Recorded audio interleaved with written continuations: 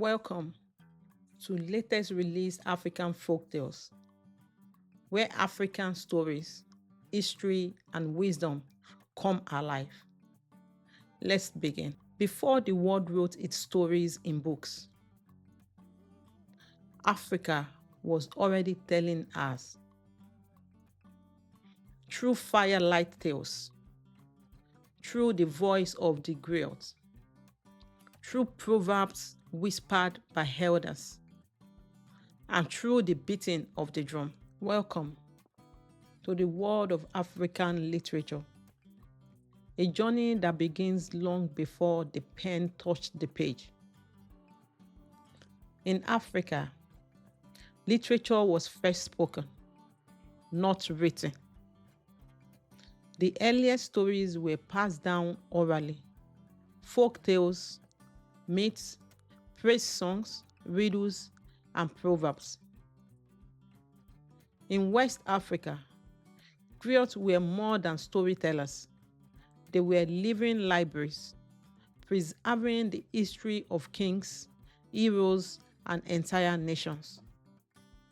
From the trickster's tales of Anansi, the spider in Ghana, to the deep wisdom of Yoruba proverbs in Nigeria, these oral traditions carried culture, history, and moral lesson from one generation to the next. But Africa also gave birth to some of the world's oldest written literature.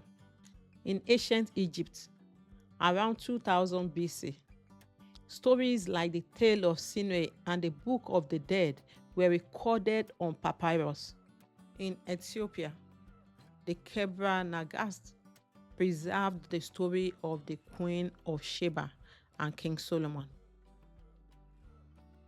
And in Mali, the Timbuktu manuscript kept alive knowledge of astronomy, medicine, and law.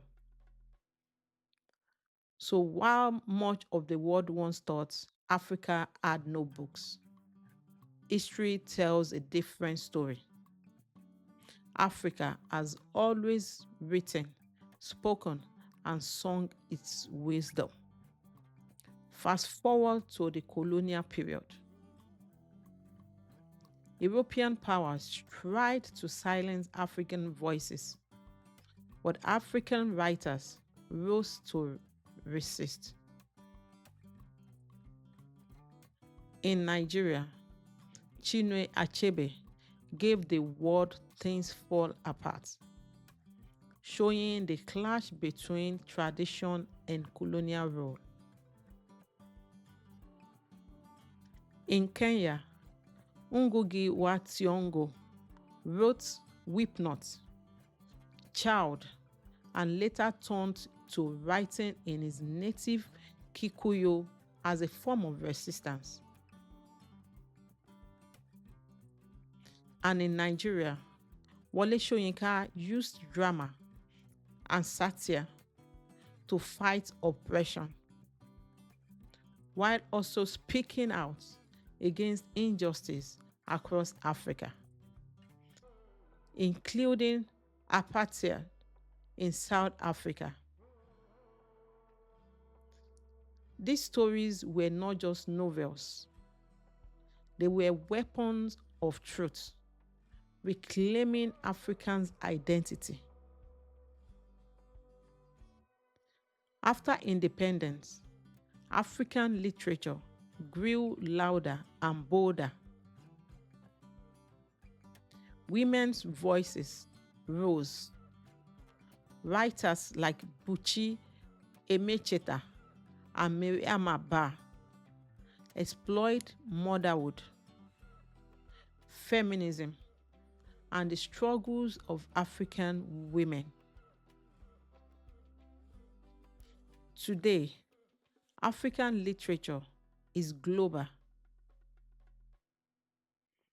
From Chimamanda Ngozi Adichie's Half of a Yellow Sun to Ben Okri's The Famished Road to Nnedi Okorafor, African Futurism.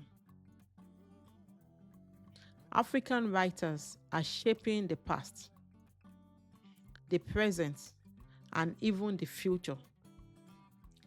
African literature is not just history, it is a living culture. It teaches us who we are.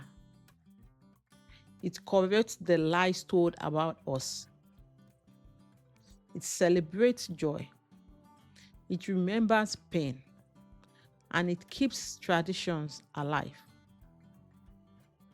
And today, through books, films, music, and yes, even YouTube, these stories continue to travel across the world. So, as we begin this storytelling journey together, remember, every folktale, every proverb, every novel you will hear on this channel is a doorway into African soul. This is just the beginning. Stay tuned, because next we will dive into the folk tales and myths that have been told around African firesides for thousands of years. Thank you for joining.